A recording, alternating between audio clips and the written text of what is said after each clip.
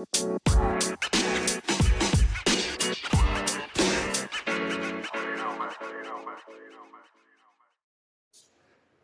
to Paragliding Banter, everyone, and thank you for joining in. Today, I have a special guest again, and we are going to talk about a very important topic which is crucial for everyone's flying during their flying career. I have with me my mentor, my teacher, my friend. He's also my guide. His name is Amarjit Malik. He's the owner of Temple Pilots, the school where I learned to fly, and he still guides me on various flying situations that I have even now.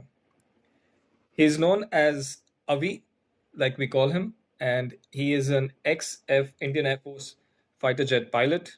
He has extensive knowledge of flying and aeronautics. He's the one who started flying in Kamshet, India, many years ago, and he runs a very successful school called Temple Pilots. You can check them on templepilots.com. He's also associated with APPI and runs the certification program in India. Welcome, Avi. I'm very happy to have you on Paragliding Banter. Thank you, Sajid. It's a delight to be on your program, and I'm feeling really happy and good about this. Awesome. So today, first of all, I want to tell everyone that you've done some sort of a record, right? That's right. So the record that Avi has done is he's conducted an SIV program in North India, and for a batch of no less than 300 pilots. Yeah, that's right, 300 pilots over a period of 2 months. About 40, 45 days. 45 days. That's awesome. And congratulations. I believe it's a record, a world record. Yes, thank you very much. It is a record because to do SIV consecutively, I'm not sure, what's the max people have done, maybe 30 or 40. But 300 is, yes, a huge number. And we hope to be soon felicitated by the World Book of Records. Wow, that's just amazing. How did you do this? I mean, that's amazing. Like 300 is unheard of, and it's a feat by itself.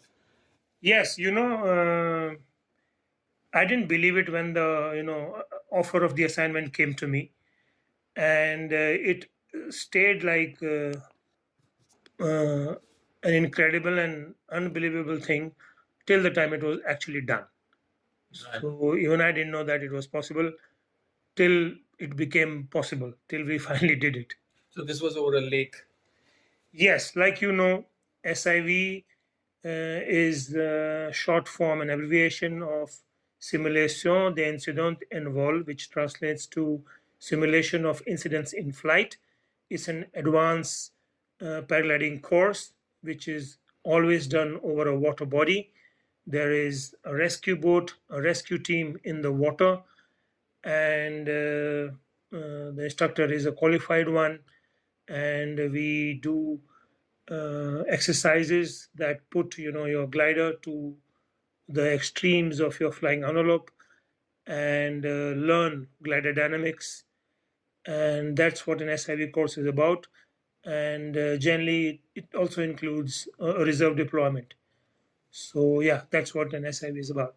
Incredible, incredible. I mean, making 300 pilots do this, you must have got some kind of experience on this. There's something that we'll share some other time. That'll be amazing.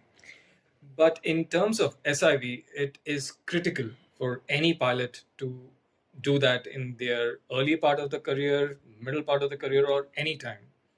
And from my experience, I know how important it was. My first SIV was with you, and all subsequent SIVs are also have been with you, and it has really changed my flying. But how important do you think it is for pilots who come out from the flying school, and let's say that they start flying and they've got about 40-50 hours of flying with under their belt? Is it important to wait for a certain amount of hours to do an SIV, or what would you recommend? See, there's a lot of hysteria around SIV course. When to do it? Should I do it at all? and people get scared about SIV because you're stalling your glider, etc. But personally, I feel it's a very essential course, and after you've done about 20 hours of airtime, you should go for it. Later you do, there's a bit of a disadvantage because you start to form habits, and then it becomes difficult to change those habits. So earlier you do your SIV course, the better, because then you form habits which are the right habits. That's a very important point. In fact, this was also one of the points that was raised during my chat with Gurpreet some time back in the last previous episode, actually, and he did mention the same thing. It's a very important point, which is never really pilots really never think about, because if you don't get the right subconscious level understanding and the basic understanding, your reaction to that also will be based on something which is not right. So the earlier you get your actions right in terms of SIV simulations and all the things that could go wrong to a glider and be able to correct it, that much confident and correct actions would you do when you are actually facing that during thermaling or on your home site or anywhere else? That's a very, very important point. And I hope people really understand this and do SIV as soon as possible in their career. Would you recommend SIV once a year or twice a year? How many times would you recommend SIV? Well, before that, I'd like to mention another thing, that SIV does not mean that you tick off the exercises. Correct. It's not like a jacket that fits all. Right. I design SIV depending on the comfort level, experience, and competence of the student or the participant. So do not go into SIV that you'll have to do this and you'll have to do that. Right. You do only what you're comfortable with. It is a step by step progression. You can just do a basic SIV to begin with, see what you get out of it, and then in the next one you feel comfortable, more competent, and then you go for the advanced SIV. So you mean that in case I'm not comfortable with a nose down spiral, I don't need to do a nose down spiral. I can do a deep 360. Well, coming back, talking about spirals, for example, like how I teach spirals, I don't teach spirals. I teach progressive spiraling. Okay. So I make them comfortable with certain bank angle, certain speed, certain G force. Right. You get comfortable with that. You learn how to maintain a certain bank, certain speed, and certain G force. Get comfortable with it, then push forward. Okay. So you progressively keep going deeper and deeper, and you can never go wrong because you know how to enter, you know how to stay in, you know how to exit. Yeah, so that also will take away a lot of pressure from people who want to join, because then it's not like I want to go there and shit, I got to do this. I got to do a nose down spiral, which I have never done. I have not done a proper 360. So that pressure is taken away from people. I think that's very important. Absolutely. I mean, it is stupid to put somebody in a nose down spiral directly. Okay, you have to progressively take the pilot there. In fact, it might scare people so much that it might affect their flying in a negative way, right? Oh yes, because we know that people sometimes come out of SIV courses with a bad experience. Right. Okay, if you Whereas it is supposed to be helping them. exactly. So if you do it with an unqualified instructor and you're just doing the task for the sake of doing tasks, you can scare yourself. Right. And then you develop a block and you may take a lot of time to come out of it. Right. So the SIV should be tailor-made to the needs and the comfort level and pace of the participant.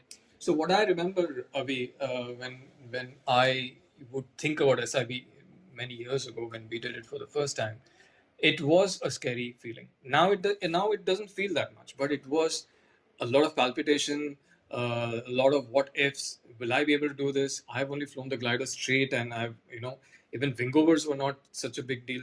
The maximum thing that I would have done is probably a big year, and when you get on to the box, and the biggest thing for me was hearing your voice, hearing your instructor's voice on the radio. That really gives you a feeling of safety somehow, that okay, somebody's watching me, they know what I'm supposed to do, right?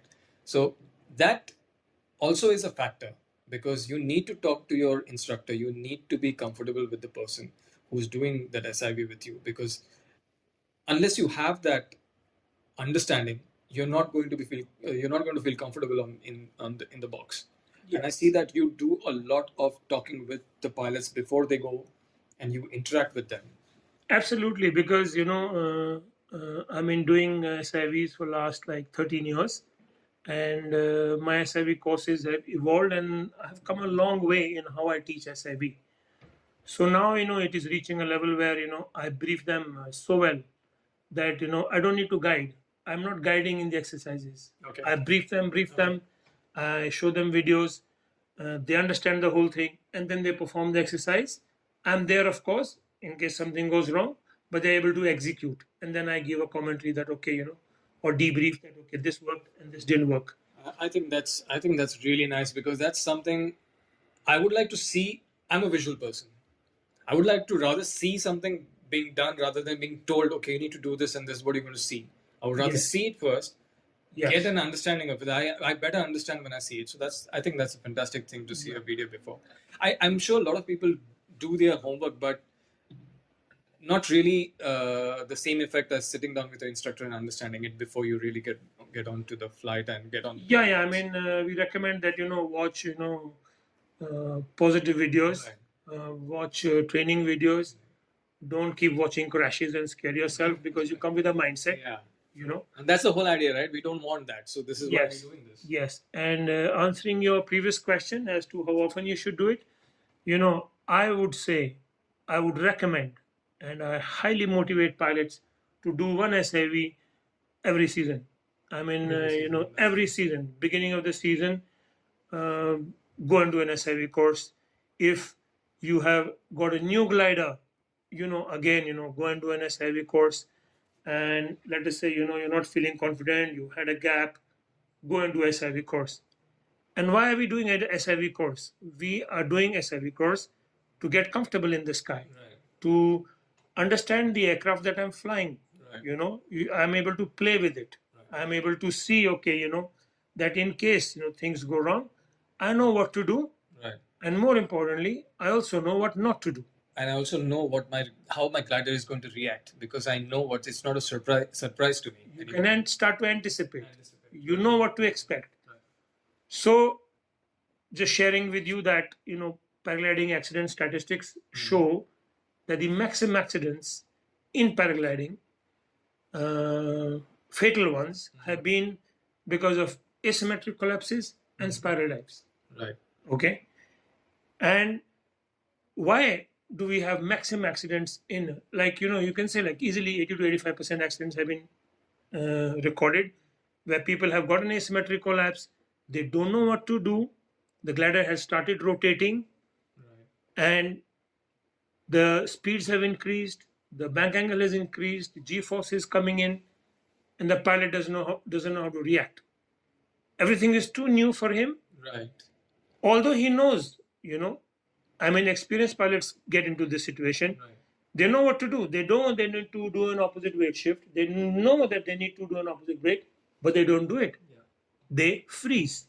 Right. Similar with spiral dives. Right. It is easy to, put a bank, right, put your weight shift, pull the brake. It's easy to increase the, bank angle. It's so easy to get into a spiral dive. And also to get out if you want. But you don't know how to get out. Yeah. Right. The speeds are, going from 100 to 150 kilometers per hour. Right. If you're flying at 20, 30 kilometers per hour normally in your glider, and suddenly, there's a situation and you think, you can go into a spiral dive, you've not done it before. Now you enter it, suddenly from 20, 25 kilometers per hour, you're going to 100, 150 kilometers per hour. You've never seen the ground circling like that before in your life. Right. Perception has changed. Right. Then you've not experienced those G-forces. Everything is so new for you. The stress chemicals like adrenaline, cortisol are, flooding your brain. Right. And you're not able to retrieve information from your brain. Right. Although you know what to do, right, but your blood, your brain, your blood is flooded with chemicals, stress chemicals. You don't react. And people say, he froze. Such a common thing. Right. Hey, why didn't he react? He just froze. So what is freezing? Freezing is basically body's reaction to a totally threatening situation.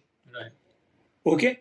And even though you know that that putting opposite brake, putting opposite weight shift can get me out, you're not able to Not able to do it. execute that function. Because everything is new, everything's unexpected. You don't know what else is going to happen. And you perceive threat and danger. And you There is perceive, fear, stress chemicals flood your brain, and you are not able to act.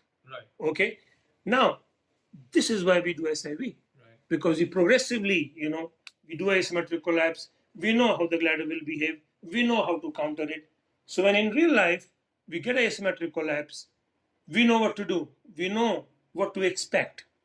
So the chemicals, don't flood our brain, and we're able to, do the right thing. Right.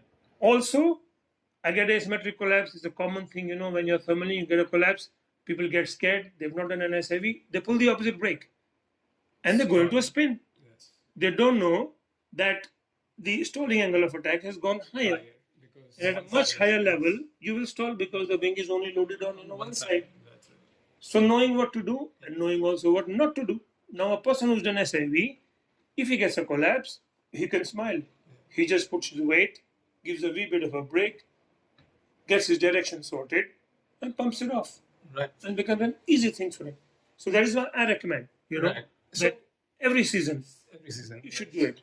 Because you're right, because doing a particular set of instructional maneuvers over water once a year, or rather once in 4 or 5 years, is not going to be the same, because you're not going to remember that, and you're not going to be current on your learnings of SIV. And so it's better to do it every time and be current. In the same way that you fly, your takeoffs and landings would be, subconscious to you now. The same way SIV should be subconscious to you. All the accident simulations should be like second nature to you. You should be so comfortable with it. Yes. What we are actually doing is we are improving our reactions. Right. They become automatic. Familiar with the events Yes, when they happen. Yes. Another point is the glider design has changed a lot. Right. If you've done 5 years, ago in SIV, it's not the same now. That's right. So glider behavior is changing. A lot of new things: shark nose, ribs.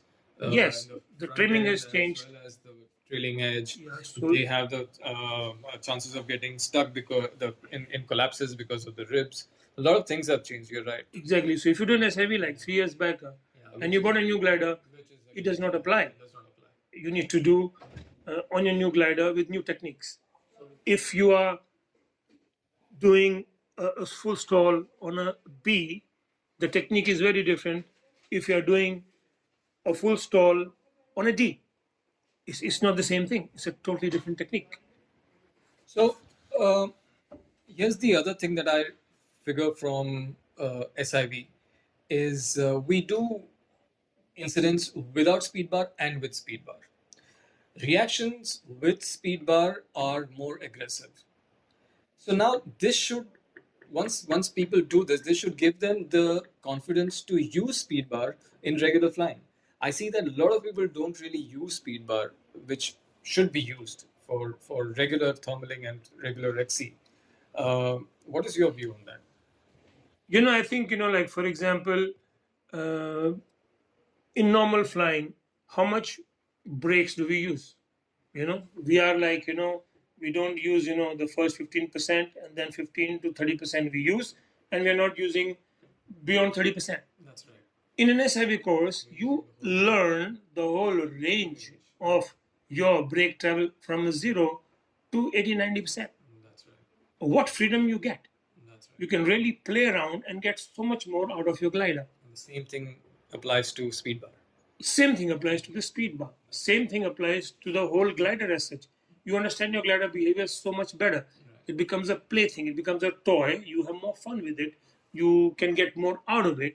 You can fly it more efficiently, more optimally, and enjoy your flying with more freedom and confidence. So yes, I mean, your own experience. I mean, you are I would say, an SIV addict, for example. You are in almost every SIV. I see you there. That is why, because of that, you develop interest in acro. That's right. That's true. And because of that, because you got confidence on gliders, you started exploring XC, which you used to shy away from before. You say, it would be very boring. Yeah. But now you're so familiar, friendly with your wing, you're playing around with it. you can travel over mountains as well, no problem. And you explored, and you realize, wow, this is cool. Yeah, that's true. SIV is a window which opens up your paragliding world. And that's what I tell a lot of people. Get your SIV done. You will come back completely different. You'll come back with a lot of confidence, and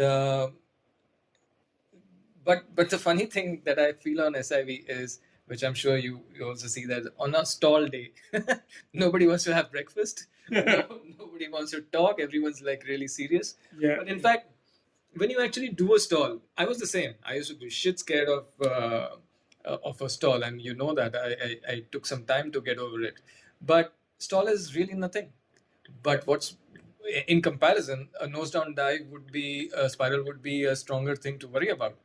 But it's there in every course. Every time a new set of people come in and it's a stall day, everyone's very quiet, and Yes. then there's euphoria in the end when you've done it, and it's like Yes. it's like the maneuver to be done. Like if you can get a stall done, you have got it.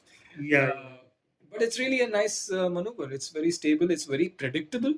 Yeah. And you know where your backfly could be, and you learn that on. And like you said, just because you've done an SIV and know where the backfly of your particular glider is, but the moment you change your glider, that's gone. So Yes. you've got to go back again and do a stall and again check where the backfly and how it behaves in a stall. So that's why SIV again and again is important. Oh yes. Oh yes. I mean, not just the stall. I mean, there's a whole range of Yeah. exercises we do. We do pitch control. We see the limits in pitch. We see the limits in roll. Right. We yaw the glider. We understand so many dynamics in A-line stalls, B-line stalls, asymmetric collapses, with speed bar, without speed bar, spiral dives, rotations, negative spin, all that. There's so much. I'll give you an example. When I was in the Air Force Academy, and we started jet flying, Right. and I think in the 10th or the 12th, sortie, our instructors were showing us full stalls. They were showing us spins, how to recover from a spin, how to recover from a full stall. This is basic. You need to know these limits of your aircraft.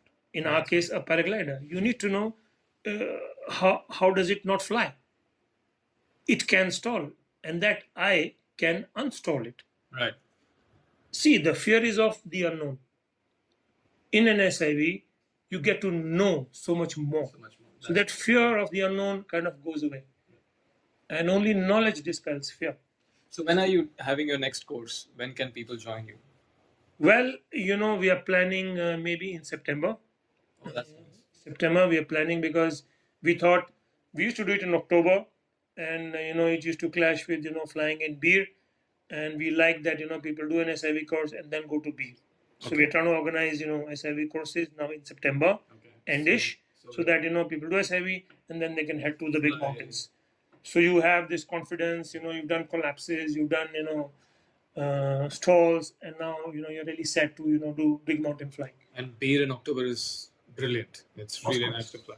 Of course. So if travel restrictions of international travel are gone by then, international travelers and international pilots can also come join you guys, and that information is available on your website. Oh yes, we'll announce it soon. It is in the pipeline, and yeah, most probably at Pong Dam, and yeah. And your website is Yeah, our website is www.templepalace.com. so pilots ending with S. Ending with S. Pilots.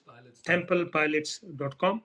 And on our Facebook page, Temple Palace Paragliding, we'll put up the update whenever we finalize the dates, and have fun over water again. Awesome. I want to end this interview with you, which has been really valuable, with one an observation and also a question, and I want to get your feedback on this. Usually, what I have seen is that once a pilot does an SIV course and everything goes well, and he's got a positive attitude and feedback from it, the confidence slowly turns into overconfidence when he arrives at his home site to fly, because he left the home site without really knowing what his paraglider could do and what he could control. he's back after 4 5 days or after the course, and armed with a lot more confidence in what he can. He feels that, oh, this was simple, and that could lead to a lot of overconfidence, because uh, overconfidence is not good. You Certain conditions over water are fine, but the idea is not to get into it over land and try to avoid it as much as possible. Uh, don't you think that that is a possibility for pilots to look out for? Oh yes, big time. Like even training in school has evolved a lot. The mental aspect has come to play a huge role. The psychological aspect has come to play a huge role because of we studied the accidents that are taking place. They're mostly pilot error, so your attitude counts for a lot. The kind of decisions you make. You know that at the end of the SIV courses, I always mention that now. Uh, First of all, when you go back, you'll not even you'll be surprised of what all you have achieved. You'll not believe that you've stalled and all that. Number two, I recommend pilots to step back, take a step back and consolidate the learnings. Right. Practice the maneuvers, but take a step back and practice them to make them your own. Just doing it because I guide them for particular maneuvers, but then I ask them to do it on their own. That's when it's yours. Correct. Yeah. When you should be able to Yeah, rely yeah. on instructions. And of course, a good pilot has to watch out, these fluctuations in the confidence. Of course, you'll feel, on top of the world, and you wanna, you've just learned, wing overs, and you wanna like show off. But I recommend, like I always say, step back a bit, do the gentle ones, get your timing and rhythm right. Going deeper is easy. That's right. Yeah. So That very goes good for you mentioned everything. that yeah, pilots who do a heavy course and when they come back to their home site, they need to be extra careful uh, to keep themselves safe from making stupid mistakes. Perfect.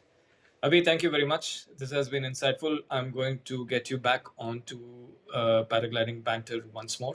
And not once more, maybe many times more, because there's a lot of wealth of information with you which we want to pick on and share it with our listeners. So thank you again. Thank you very much, and my best wishes for this banter that you started. Thank you. And it's high time we have such stuff going on in our club and in our community and worldwide. Sharing our stuff with others. That's how we learn and grow and have fun. Thank you very much, Sajid. It's always a joy. Awesome. Thank you, Avi. Cheers, And cheers. we'll see, listeners will see you back in the next episode. Thank you for staying with us. Looking forward.